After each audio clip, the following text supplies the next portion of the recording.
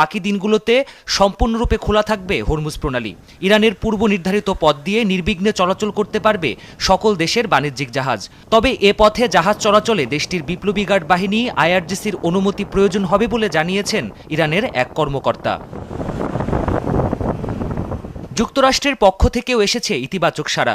Truth সোশ্যালে ইরানকে ধন্যবাদ জানিয়ে পোস্ট করেছেন মার্কিন প্রেসিডেন্ট ডোনাল্ড ট্রাম্প। অবশ্য চুক্তি না হওয়া অবধি ইরানের জাহাজ চলাচলে নৌ অবরোধ জারি থাকবে বলেও ঘোষণা দেন তিনি। ট্রাম্পের দাবি, হরমুজ প্রণালীতে সামুদ্রিক মাইন সরানোর কাজ করছে ইরান ও যুক্তরাষ্ট্রের সামরিক বাহিনী। হরমুজ প্রণালী খুলে দেওয়ার ঘোষণার পরক্ষণেই বিশ্ববাজারে কমেছে তেলের দাম।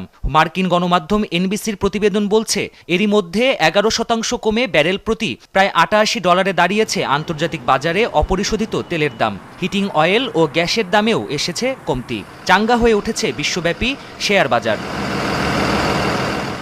ইসরায়েল ও লেবাননের মধ্যে 10 দিনের যুদ্ধবিরতির পর হরমুজ প্রণালী পুনরায় খুলে দেওয়ার ঘোষণা দেয় ইরান।